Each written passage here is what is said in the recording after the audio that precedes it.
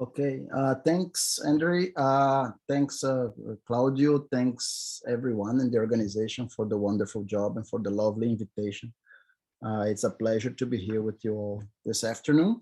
And I want, to be brief and light. I want us to have a light conversation. I know that I'm going to talk about something which is not exactly what most of the people here do, but although this is a challenge, I also think that this is actually the most fun part of it because, first and foremost, I think that we harmonic analysts, we can do maybe a lot more than what we think we can do. I actually think harmonic analysis is one of the most powerful areas of mathematics in terms of, having the background. We all have the background to collaborate with many, many neighboring areas and all the stuff that most of the people here might do, which is more applied.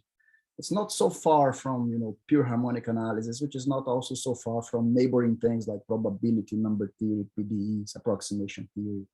And I want to convey to you some of such examples. I am sure you will be familiar. I mean, you will understand most of what's going on. And if somebody gets interested, I believe it's just a matter of a few months of, studying a few topics in this kind of line of research, So the idea is to give some flavor on some problems in Fourier analysis in connections to algebraic objects in number theory. Okay, let me see if I can move on. Okay, hope everybody can hear me fine. Please feel free to interrupt me anytime. I might speak sometimes a little bit fast, so please feel free to jump in whenever you want. My message today for you, I want you to take from this conversation is that hidden in some number theory or algebraic problems, there might be a problem in what I call Fourier optimization wonderland waiting for you. And I want to give you some examples, some of the current machinery that is available to tackle these problems and some ideas for discussion. The philosophy is very simple, This is what I call Fourier optimization framework. Sometimes you're given a problem which is not exactly in harmonic analysis or in analysis in general. And some connections might appear, So the first thing that one would have to do is to design a Fourier optimization problem connected to your number theory or your algebraic problem. This is just what I call a proof of concept. This is a proof of concept that in some number theory problems, okay, Fourier analysis, harmonic analysis might be helpful here. Once you have done this, you have to evolve towards designing what should be the correct Fourier optimization problem. And of course, the final step is to actually solve this Fourier optimization problem, or at least try to find a good approximation for the solution. A very good example of this framework is, you might know this sphere packing problem, right? Sphere packing problem is a problem in Diophantine geometry and so on. Eventually, somebody came up with this idea of connecting this to Fourier analysis, set up a nice Fourier analysis problem and prove that the density of sphere packings should be bigger or equal than sum in all dimensions. And then, this was the first thing, and then solving this Fourier optimization problem, these people realized, Kohn and Elkis, right? They realized that this lower bound from Fourier analysis was getting very, very close in certain dimensions, namely these dimensions 8 and 24. And then this was solved later by Vyazovsky and collaborators. They actually solved this Fourier optimization problem after Kohn and Elkis in the beginning, having found very, very good approximations for the solution. Say up to 50 decimal places, the solution was known, and just the last hit was the one given by the Vyazovsky and her collaborators. So this is one example of this sort of ideas. I wanted to comment on some of these over this lecture. Okay, so first part, I want to give a brief introduction of some of the theory connecting the Riemann hypothesis in case not everybody here is familiar. This is going to be just 5-minute crash course on RH. So I start with my favorite quote. So a famous mathematician said that if I woke up from a 500-year sleep, the first thing that I would ask is whether the Riemann hypothesis had been solved. his initials are there. This was said by Hilbert. And as you know, the Riemann hypothesis is one of the 23 problems in this famous list of Hilbert in the International Congress in 1900. The Riemann hypothesis appeared later in another famous list, this $1 million list by the Clay Mathematics Institute. It's one of the 6 problems which are still left. So an excellent business opportunity for whoever wants to make money in mathematics. And, you know, people have always been fascinated by numbers, you know, and prime numbers are the building blocks of the integers, you know. Starting with the fundamental theorem of arithmetic, you know, every natural number can be written in a unique way as a product of primes. You know, this very innocent statement is also very powerful. There are many very easy to state problems that are very easy to state, but very hard to solve. Some of these connecting the prime numbers. For example, I just mentioned here 2. Goldbach's conjecture that every even integer is a sum of 2 primes. And the so-called twin prime conjecture that there exists infinitely many pairs of primes of the form consecutive primes, right? P and P plus 2. You know, starting with the Riemann got his studies, he was advised by Gauss. So Gauss was the advisor of Riemann, so lots of number theory, of the number theory gems came from Gauss. And I like very much, since most of you are in Germany, I like very much how the Germans pay a tribute to Gauss. He was in the 10-mark bill, you know, and I have mine. So if you are in Germany, you can buy one of these. I don't know if you can see this, but now you can. Here's mine. I got when I went to Göttingen a few years ago. When people say that I'll never get even close to Gauss, this is what I tell them. Hey, this is me getting close to Gauss, as close as one can get these days, exactly, you know, 6-7 feet from him. He's in Göttingen, by the way, if you want to stop by. This is a picture of Riemann. As differently from many other mathematicians, he lived just 39. He died when he was 39. He died here in Italy for some complications of tuberculosis, I guess. So let me talk a little bit about his work. So he's famous for many other things, you know, most notably maybe in geometry and analysis. He has just one paper in number theory, this one 8-page paper published in November of 1859, where he defines this, what we know today as the Riemann zeta function, and describes some properties of this function, right? So the main idea, the main contribution of Riemann was to look at this function from a complex analysis point of view, you know.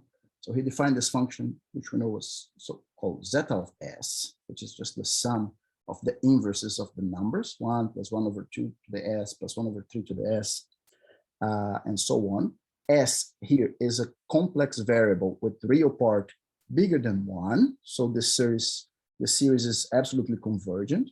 Now, using the fundamental theorem of arithmetic, you can factor these things. So here you take the powers of 2, then you take the powers of 3, then you take the powers of 5. Every number appears uniquely as a product of one guy in each of these parentheses. Okay, and then you can just add up these geometric progressions. So you know that how to add up a geometric progression with a certain ratio. This is 1 over 1 minus e to the minus s. It's right-hand side. In particular, when the real part of s is bigger than 1, you don't have zeros. You have a product of many things which are not 0. The product is still not 0. You have to be a little bit careful because this is an infinite product, but this philosophy applies. Okay. Now, Riemann went further in his studies. He presented some properties of his Riemann zeta function. So he knew how to extend the definition by, let's say, taking a little trick with alternating sums. Instead of starting to the right of 1, he could extend the domain of definition of his function to the right of 0. He discovered that this function had a pole at s equals 1. And then he also discovered that this function had a nice functional equation. You know, when you multiply zeta by a gamma of s over 2, this is the usual gamma function, plus some very easy factors here, and you construct this function that we call xi. This function xi has a very nice functional equation, namely xi of 1 minus s is xi of s. So there's a symmetry. So in the beginning, this functional equation just holds inside this critical strip, where you can go from s to 1 minus s, but you use this functional equation to actually define the zeta function to the left of 0. Okay, so this is what we call the analytic continuation, as you might know. Okay, so bottom line, the Riemann zeta function that you initially define to the right of 1 has an analytic continuation to the whole complex plane, being a meromorphic function, has a pole at 1. It does not have zeros to the right of 1 by the product formula that we seen in the previous slide. It has some trivial zeros at the negative even integers to cancel the poles of the gamma function. And it has no other zeros to the left of 0. So all the zeros of the Riemann zeta function are in this so-called critical strip, okay, between 0 and 1. There are many, many zeros, okay. Riemann actually knew how to count the number of zeros up to a certain height t, okay. So he knew that up to a certain height t, the number of zeros from 0 to this height t is roughly t log t over 2 pi. And the Riemann hypothesis of 1859 is the statement that all the non-trivial zeros of zeta have real part equal to 1/2. All the zeros are aligned, okay? In case you are curious, this is a picture of the original manuscript of Riemann. You can see here the Riemann handwriting and the Riemann zeta function here. This is the part of the manuscript where the Riemann hypothesis was proposed. One now finds, this is the rough, well, you know German better than me, I'm sure. This is a rough translation to English. It says the following: one now finds indeed approximately this number of roots within these limits. He's referring here to the counting of the zeros that he knew how to do. And it's very probable that all the roots are real. He's working here with a rotation of the axis, right? So the critical line is the real line for him. So he's saying that it's probable that all the roots are aligned. Certainly one would wish for a stricter proof here. I have meanwhile temporarily put aside the search for this after some fleeting futile attempts, as it appears unnecessary for the next objective of my investigation. Okay, so, and this is left for us 162 years and counting. This is the published version, published in the monthly notices of the Berlin Academy of Sciences, November of 1859. Let me now show to you a little bit of how this whole thing connects. So the idea would, I want to present to you a sample of problems now, roughly in number theory, some in analysis, and to see how they connect. The first one is this very innocent problem. I mean, people who know me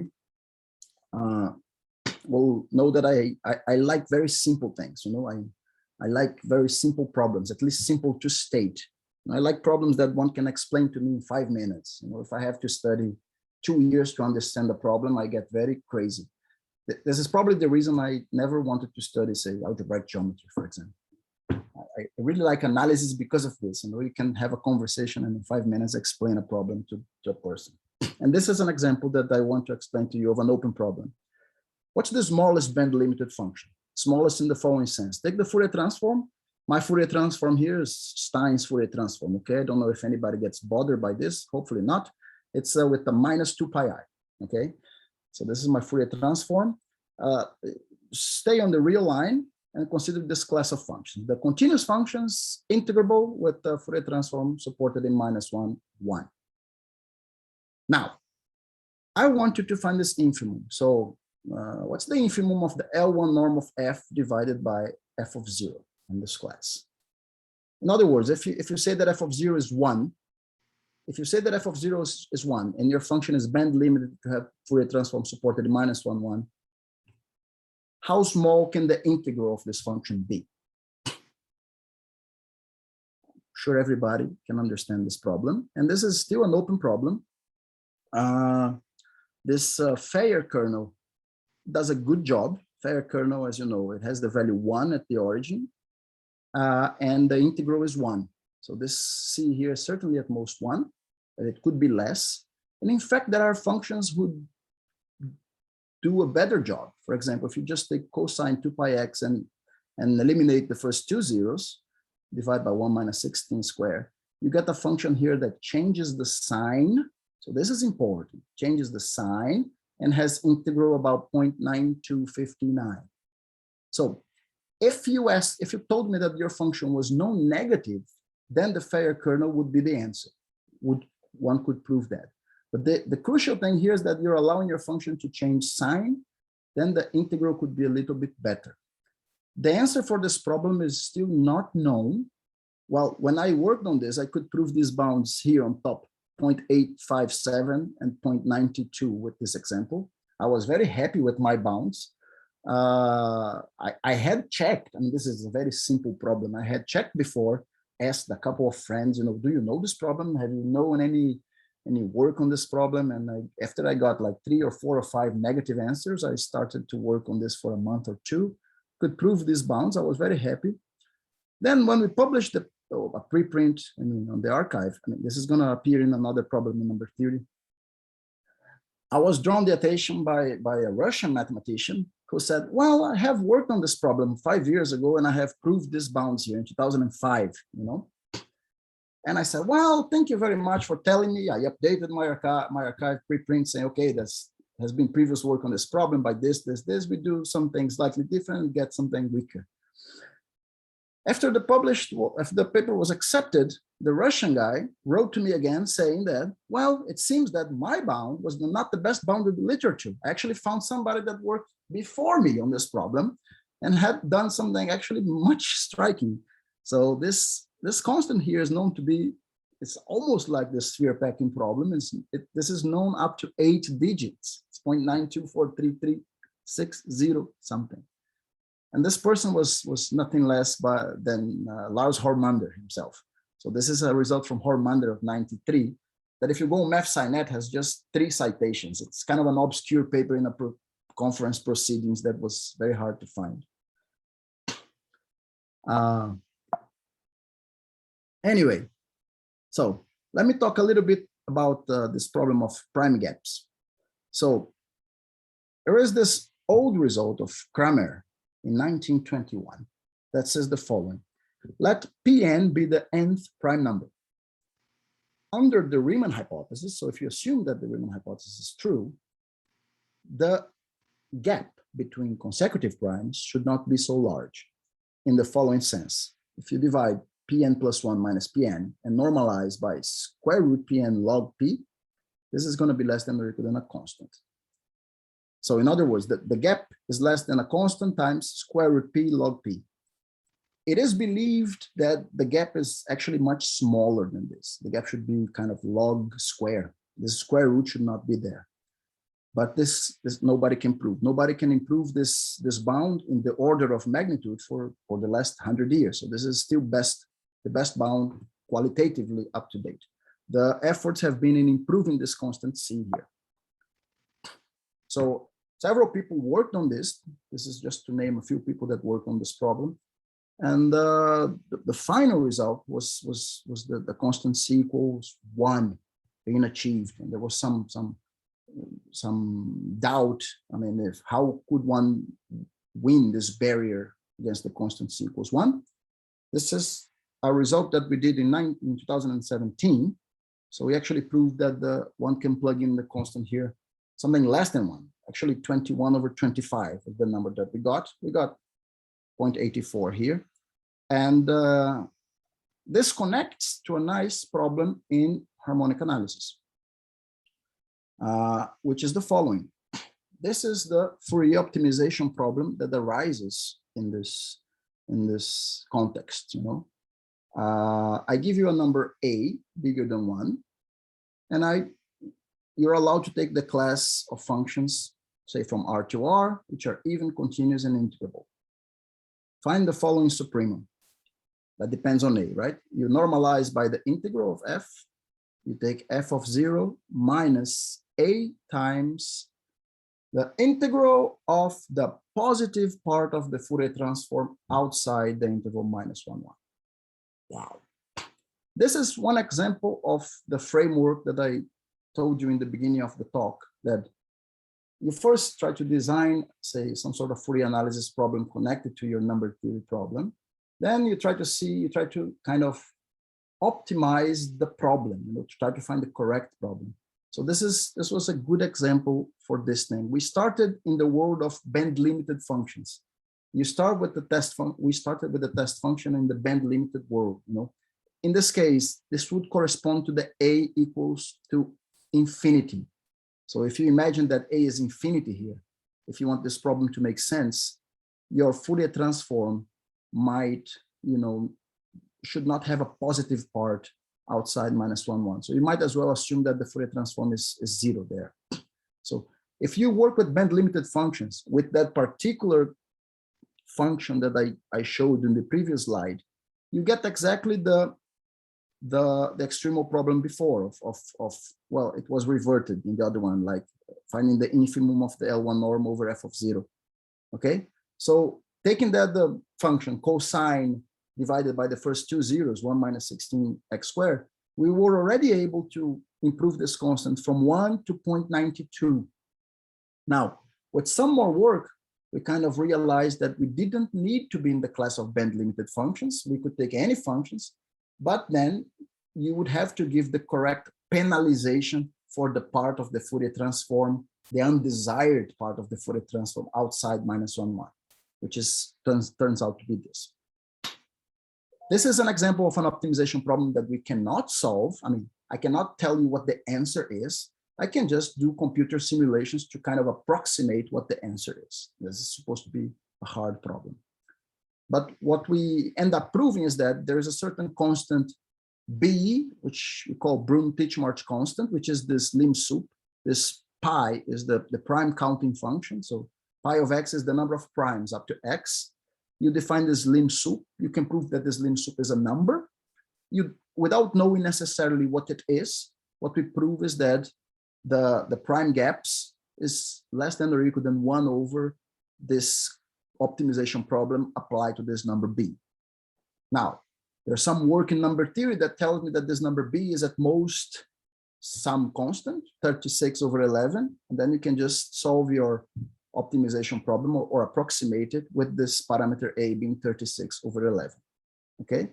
Anytime that you improve this constant B here, which is believed to be 1, you could plug in your problem and improve the constant here too. So if you can prove that this B is 1, our bound would be 1/2.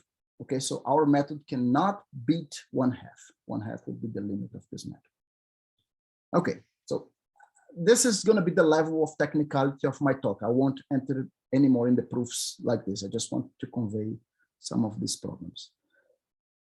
A second problem that came up in the work of our research group is this problem of estimating quantities related to the Riemann-Zeta function. Most notably, so for example, in Riemann's original formula to count the zeros up to height t, he actually found a very nice expression for the number of zeros up to height t. This is just t over log t minus t over 2 pi plus 7 over 8 plus this function s of t, which is just the argument of zeta in the critical line, okay? So this argument of zeta at the point 1/2 plus it. This is the function in number theory that is called s of t. Well, Professor, I mean, what's the argument? I mean, what happens if you pass through a 0? The argument of the complex function messes up, right? So the idea is you start at the point, there's a little graph here on the right for you to take a look. So you start at the point 2, zeta of 2 is a real number. So you baptize the argument there as being 0, and you vary continuously, up to height t and to the left to the point 1/2 plus it. This is the argument of the zeta function. If by any chance this point 1/2 plus it turns out to be a 0 of zeta, you take as the argument the average of the limits from above and below. Okay, so these are the two most important quantities of zeta on the critical line. Of course, it's just the modulus and the argument. So people have tried to understand what you can prove for the modulus and the argument of zeta on the critical line. For example, Unconditionally, you can prove that this argument is not greater than a constant times log t. Unconditionally, I mean without assuming the Riemann hypothesis. If you assume the Riemann hypothesis, and I will show you in 2 minutes why assuming the Riemann hypothesis you can do something better. Littlewood showed, again, almost 100 years later, that both the log of the modulus of z in the critical line and the argument had order of magnitude at most log t over log t. It is not known if this order of magnitude is the best possible, but one can prove lower bounds. We can prove that this is at least of the order of log t over square root of log t. So this is kind of close to what the order of magnitude should be, but this qualitative estimate has not been improved again in more than almost 100 years, and the efforts have been in trying to find the nice explicit constant that you can put here in front. And again, this is connected to a problem in analysis, some sort of Fourier optimization problem. So I give to you an example here of a theorem of Chandy and Soundarajan in 2011, which is the best result for the log of modulus of zeta in the critical line. So it loses to this log t over log t with this particular constant in front, log 2 over 2. And the idea here is to express the object that you want to work with, which in this case is log of the modulus of zeta, as three things, a well-known function, which in this case is log t, a certain sum over the zeros. So these gammas here are the ordinates of the zeros of the Riemann zeta function. So a certain function appears here and you sum over zeros and an error term, okay? So the idea is to express your object as a known function, a sum over the zeros of zeta plus an error term. The function that appears naturally connected to this problem of bounding the log of the modulus of zeta is this function f of x, which is log of 4 plus x squared over x squared. So this is this function that I drew the graph here. For the argument, the history is roughly the same. The best result up to date for this is a theorem that we proved in 2011. This is with Chandy and Milinovic. Under the Riemann hypothesis, the argument loses to log t over log t multiplied by the big, beautiful constant 1 over 4. The idea is the same. You want to express your object, in this case, the argument of zeta, as a well-known function, which in this case is 0, a sum over the zeros of zeta of some function, plus an error term. In this case, the function that appears naturally connected to this problem is this crazy odd function here, arctangent of 1 over x minus x over 1 plus x squared. This is a discontinuous, this is an odd function. It's discontinuous at the origin, right here.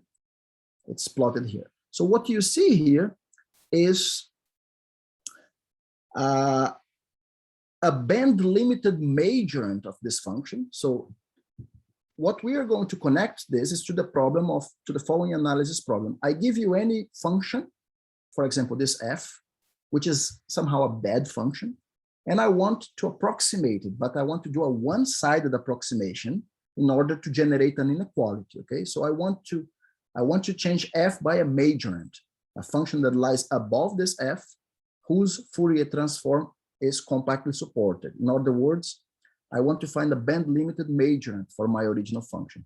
How well, okay, if I give you the size of the support, how well can you approximate your function in some LP norm? In this case, it's in the L1 norm. You really want the difference between the integrals. The same problem to approximate by below, okay? Why do we want to do this? I'm going to show you a slide. You don't have to pay much attention, but just I want to convey a point.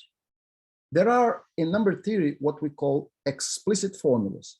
These are essentially contour integrals, okay? If you remember complex analysis, with contour integrals, you start with the contour integral and you use Cauchy's residue theorem to get one expression, and then you move the contour, do some analysis, and you find another expression. This is an example of this.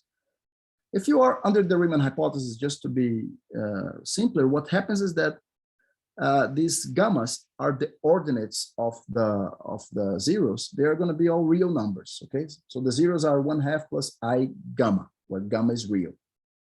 So if you want to sum a given function h over the zeros, over the ordinates gamma of the zeros here, there's a way to do this. You relate it to this object on the right. You know, there is this contribution of h at the poles. There's this factor, h hat of 0. H hat is the Fourier transform, okay? There is this gamma factor, and there is a sum of the Fourier transforms at these points, log n over 2 pi minus log n over 2 pi, multiplied by this function lambda here, which I'm not telling you what it is, but lambda of n is what's called the von Mengelt function. It's just log p when n is a power of prime p. Okay, so if n is a power of the prime p, this function is log p. In some sense, this function captures the information on the primes. So formulas like this are beautiful and are useful. Why? Because it relates three nice things. It relates the zeros of the Riemann zeta function, the prime numbers right here, and the Fourier transform. Okay, so you have a formula that has zeros, primes, and the Fourier transform of the function. Now, in order for this formula to hold, your function h that you start here must be a good function. A good function in the sense it must be a continuous function, maybe twice differentiable with some decay at infinity. Something that our functions that I showed to you before are not. You know, both of the functions were discontinuous at the origin. So the idea is to replace the functions that you had before by some better functions, let's say, with a majorant property, so you can generate an inequality. And this better function must be something reasonable in the sense that you would like to evaluate the right-hand side. So one reasonable thing to ask is that the function is band limited in the sense that this infinite sum will be just finite. And then you can do some sort of asymptotic analysis. So this is the birth of the idea. And of course, you have to go a long way to make it work and to do it properly. But this is the idea. You change your function that was appearing in the expression by a majorant, a band limited majorant. You're going to apply this formula and do an asymptotic analysis on the right-hand side. And at the end, you will have to choose the support of this band limited function, the support of the Fourier transform in an optimal form. So as I told you, this is connected to this problem in band limited approximations. You know, this is a problem now 100% in analysis. There's no number theory or algebra here. I give you a function f. You have to find to me functions L and M, a minorant and a majorant of f. So L is below f, M is above f. Supremum of the support of the Fourier transforms is contained in an interval, say -1, 1. Given these two conditions, 1 and 2, I want you to minimize the L1 difference from f to L and from f to M. This problem has been considered by Berlin and Zellberg, Berlin in the 1930s and Zellberg in the 1950s. Sometimes it's referred as Berlin-Zellberg extremal problem. I have done some work on this thing over the years. What we have, this was when I was a grad student, I started working on problems like this in analysis. So in a nutshell, what we have for this problem is perhaps one of the most robust frameworks to solve it for a given function f that is subordinated to a Gaussian. So if your function f is of the form, you take a Gaussian here, e to the minus, a Gaussian with a free parameter lambda, e to the minus lambda pi x squared, and you integrate this free parameter lambda against, say, a non-negative measure, any measure of your choice. This is a function that I'm going to call subordinated to the Gaussian. It's just a generalized linear combination of Gaussians, if you want to think. You can take the even Gaussian or the odd Gaussian, where you multiply the Gaussian by the signum function. Okay, so these are even functions and odd functions. You can take these measures a little bit more general than non-negative and finite measures, but for the sake of the conversation now, let's just assume that this measure is finite and non-negative. And for example, the function that I mentioned to you in the previous slide that connects to the argument that appears in the argument of the Riemann zeta function, this crazy function arctangent of 1 over x minus x over 1 plus x squared, turns out to be subordinated to the Gaussian. It's just the signal because it's an odd function, It's the integral of a Gaussian e to the minus lambda pi x squared against a measure. And this, what I put here in yellow, is a measure. You can prove that this measure here is non-negative and finite. Therefore, our framework applies to solve this optimal majorant, optimal band limited majorant problem for this function. And then we go and have to work with the technical details. But this is roughly the idea to approach these problems. The other function for the log of the absolute value is done by the same method. All right. Part 4. I want to talk to you a little bit about pair correlation of zeros of zeta. For if there is someone in the audience that likes to work with random matrix theory related stuff. There's a very famous character here in the history of the Riemann zeta function named Hugh Montgomery. He's perhaps one of the most famous mathematicians that work in this interface of number theory and Fourier analysis. He's perhaps the most knowledgeable guy in this thing. He has a very famous book that I mentioned here. So what's the idea behind the pair correlation of zeros of zeta? So Riemann already knew that up to height t, you have about t log t over 2 pi zeros. You want to know how spaced they are, okay? So this is the number of zeros that you have up to height t. And Montgomery introduced this so-called pair correlation function, which is the following. So I give you a height t and a parameter beta, and I am going to sum one. I'm going to sum whenever I have a pair of zeros, let's say from 0 to t, such that the difference of gamma prime minus gamma, remember, these are the ordinates of this, okay? And the difference is less than 2 pi beta over log t. When the difference is less than beta times the average spacing, okay? So here you have to normalize. Since you have more zeros as your height grows, you normalize by the average spacing, and you want to count. Okay, so he conjectured the following, that this function, this pair correlation function, was essentially the number of zeros times an integral of the form 0 to beta of this kernel, 1 minus sine pi x over pi x squared. So in some sense, this encodes the distribution of zeros of zeta. If the zeros were equally spaced, given a height t, from t to t plus 1, if the zeros were equally spaced, you should not see this fair kernel here. The NTB would just essentially be NT times beta, okay? Because the zeros are not equally spaced, or I mean, it's conjectured they're not equally spaced, this is the density function that appears. This is called Montgomery's pair correlation conjecture. It has many connections to random matrix theory and mathematical physics. It can be reformulated. It has many equivalences, okay? One of the ways to reformulate this conjecture is the following.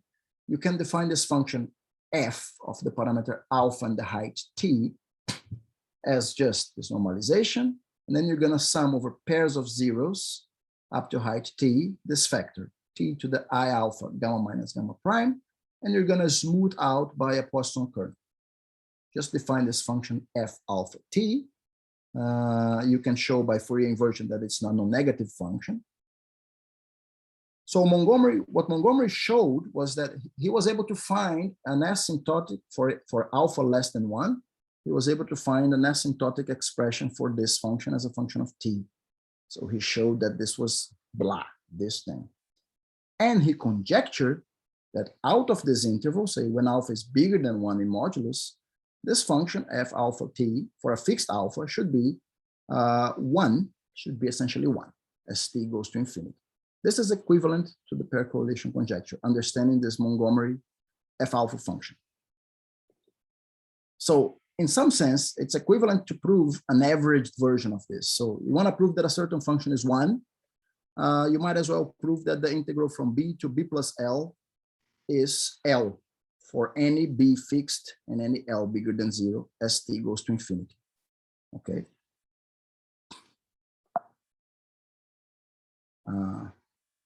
Very well. So I just recall here on top what this f alpha function is.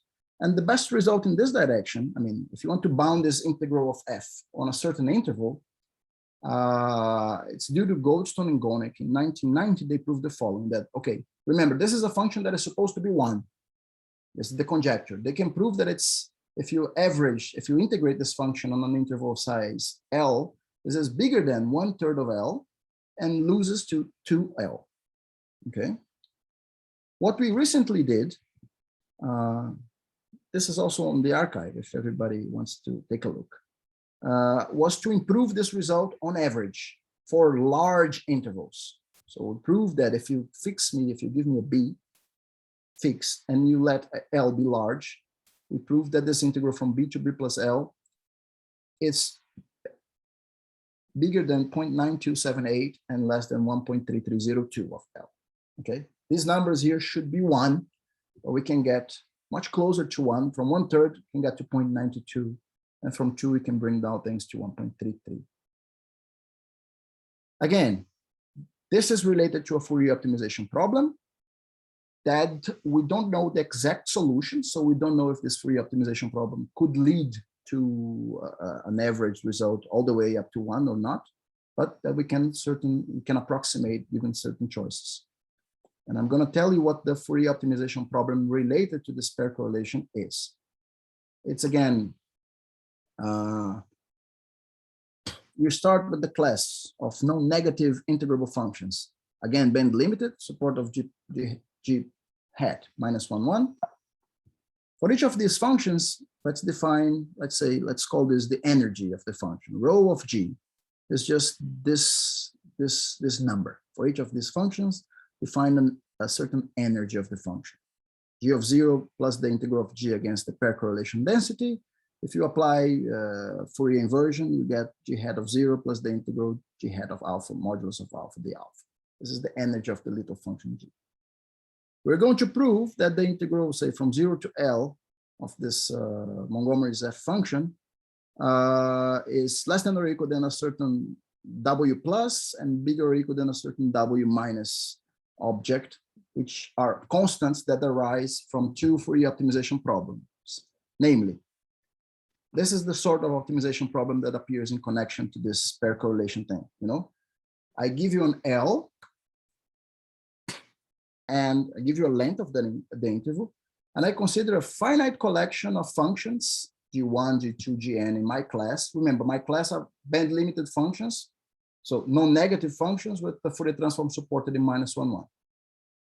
Consider any finite collection of functions and points, which are translates here, X1, X2, Xn, such that when you sum G hat of J at alpha minus this point Cj, when you sum these overall n functions, you're always above the characteristic function of the interval. Assume that you're given a family like this. Now, overall families that verify this, find the infimum of the sum of the energies, which is just a function of L. This is the number we call W plus of L. So this is going to be an upper bound for that pair correlation interval, okay? Of course, I am skipping in this talk most of the details on how to connect these number theory problems to these analysis problems. This is obviously a non-trivial part, but this is more technical and I didn't want to go into that direction here. So this is, for example, one example of such a function. You know, the most basic function in this class A is the fair kernel. You take the fair kernel is non-negative, the Fourier transform is just a little triangle, right? You can just take some translates of the triangle. You can just translate the triangle such that you just use this linear, right? So that when you sum these triangles, you get just a flat interval. So this is an example of some translates of triangles whose sum, the sum of these functions lies above the interval, say from 0 to 2.5 in this example, okay? And then when you work with these triangle bounds, you get actually, instead of getting 1.3302, you get 4/3, which is 1.333333. Now, if you just take translates of the same function, which is not necessarily a triangle, so I'm just specializing to a function which is not a triangle, but I'm still taking the same function g. I didn't have to. I could take all different functions, but if I decide to just take copies of the same function translated, there is a function that does a better job than the triangle, and computationally you can estimate, and this is this function, which is it's essentially a quadratic polynomial instead of the, well, the Fourier transform of the triangle is just the convolution of the characteristic function of the interval with itself. Instead of taking the characteristic function of the interval, if you change it a little bit by quadratic polynomial and do the convolution with itself, you would do a little bit better. You would improve this 4/3 by this 1.3302. So this is kind of the computational flavor that gets behind. I don't know if by taking different functions here, you could do substantially better or not. So this is the sort of problem that I don't know how to do it. If somebody's interested in, if somebody has the computational power, hey, Emanuel, I can do with copies of one function.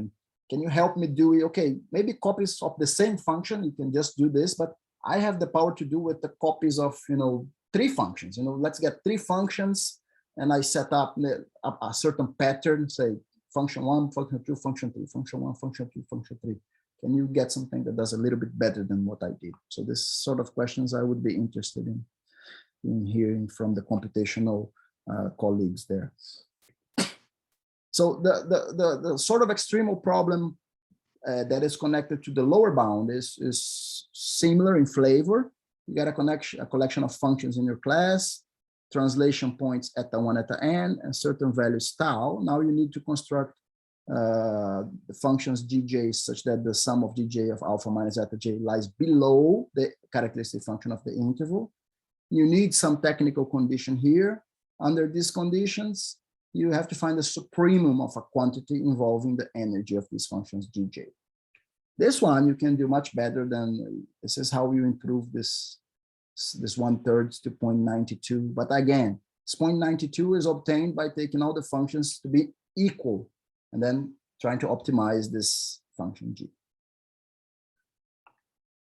Okay, I hope I'm not speaking too fast. This is the last part of my talk, which I just want to mention to you briefly, this recent work on Erdős-Turan inequalities. This statement is the following. Erdős and Turan have a very nice inequality from the 1950s, where they essentially, in qualitative terms, they tell us the following. If you give me a polynomial didn't appear here, a monic polynomial with complex coefficients of degree n, if the size of the polynomial in the unit circle is small, and the constant coefficient a0 is not too small, then the zeros of the polynomial tend to cluster around the unit circle, and the angles of the roots tend to become equidistributed as the degree grows. Okay. Let me show you some pictures of this thing. So for example, on the left, you have the zeros of a polynomial of degree 500 formed by the first 500 digits of pi. If you just take the first 500 digits of pi, 3, 1, 4, and make the polynomial with these coefficients, these are the zeros. You see that they become equidistributed in angle, almost, right? And they're very close to have modulus 1, all of them. On the right is a similar picture. It's just you take a prime, say 163, and you take coefficients, the quadratic symbol, the Legendre symbol. If J is a quadratic residue modulo 163, you put 1. If it's not, you put -1. So just a polynomial coefficients 1 and -1. Again, you have 163 zeros here, which look very, very much equidistributed. This is the qualitative statement of Erdős and Turan. Now, the nice thing that we have worked recently is how to make this quantitative. So here the notation is your polynomial is z to the n plus an minus 1, z to the n minus 1, and so on plus a0. You can factor. It's the product of z minus alpha j's. Alpha j's are the zeros. And we are going to call alpha j's to be rho j, that's the modulus, and the roots will be e to the 2 pi I theta j. So my angle is theta j is modulo 1. I'm calling the angle 2 pi I theta j. So theta j varies modulo 1 and not modulo 2 pi. To understand this, I told you that a certain phenomenon happens if the size of the polynomial in the unit circle is small. And then you have to introduce a notion of height of the polynomial in the unit circle, which could be this just the maximum modulus of the polynomial in the unit circle, which by complex analysis, you know it's a tangent boundary. So let's call this height big H. There is a slightly more refined height, which is called little h, which is if you integrate this log plus. So this comes from Jensen's formula in complex analysis. You can prove that this height little h loses to log of the big height, the height big H. And the discrepancy, this angular discrepancy is a measure of how equidistributed my zeros are. So I want just to, this is almost my last slide. I just want to convey to you this idea. How do we measure how the angles are not equidistributed? So we measure by defining this notion of discrepancy. So for any interval in the circle, let's say R mod Z, for any interval I in the circle, I'm going to baptize this number NIP to be the number of zeros whose angle theta j fall into that interval. Okay, so this is the number of zeros in that interval. This is NIP. And I'm going to remove the expected number of zeros that should fall into that interval, namely just the length of the interval, which is a number between 0 and 1 times n. Okay, so this is the number of zeros that actually fall there minus the expected value. And I take the difference, I take the absolute value, and I take the supremum over all intervals. Okay, so if my sequence is equidistributed, this number should be small for all intervals. If my sequence, so let's take a look at this definition. What happens if all my zeros fall into one point? So if we take the polynomial z minus 1 to be n, if all the zeros are at the same point, you may just take an interval to the other side, say of length a half, that has no zeros. Okay, so this number will be 0, and this would be, you know, n over 2. Okay, so this discrepancy could be as big as n. If the zeros are concentrated, if the zeros are all at the same point, this discrepancy is n. Okay, so any the Erdős-Turan inequality is an inequality of this form. It's an inequality that shows that the discrepancy is less than something which has order of magnitude smaller than n. In this case, square root n times the height. Remember, this height, if the coefficients had just signs 1 and minus 1, if you had a polynomial of degree n with coefficients just 1 and minus 1, this height was less than the log of the maximum in the circle. The maximum in the circle, if the coefficients are just plus or minus 1, by the triangle inequality, the maximum is just n. So this height would be at most log n. So you see, this is the qualitative terms. The discrepancy would be less than a constant square root n times log n. And square root n times log n is much smaller than n. Okay, so this is the idea. So this inequality is kind of, you know, the best possible form. The challenge here is to improve the value of the constant that you can put in front. Erdős-Turan proved with the 16. This was improved 3 times over the years with 2.56. Erdős-Turan and Ganelius started working with the height big H instead of little h. Then Mignotti proved the inequality with the height little h. So this is qualitative better inequality. Soundarajan improved in this form for the constant 8 over pi. What we proved in a recent project that we did at the AIM workshop, this was with a big group of co-authors, papers on the archive as well, if somebody wants to take a look, is we proved this inequality with the constant 4 over square root pi, which is 2.25. This is optimal with our methods. It's not necessarily optimal in general in the sense that we can find counterexamples that show that this constant should not be smaller than 1.75, but there's still a gap here to kind of close. And again, the nice thing here is to connect to a Fourier optimization problem, which in this case is the following. This is my last slide. Start with the following class of functions. A, these are functions which are in the real line, even, continuous, and non-negative, supported in minus half, whose Fourier transform is integrable. Okay, so here's an example, the triangle. Triangle is perfectly The Fourier transform is the fair kernel, is integrable, the triangle supported in minus half-half, even continuous and non-negative. In this class, for each function in this class, you consider the periodization of this function, modulo 1. In other words, you consider the function little f, which is just the sum of f of theta plus k, k varying over the integers. So you just periodize this function modulo 1. Now you have a function which lives in the real world, big F, and a function little f, which lives in the periodic world, modulo 1. The extremal problem that appears here is the following.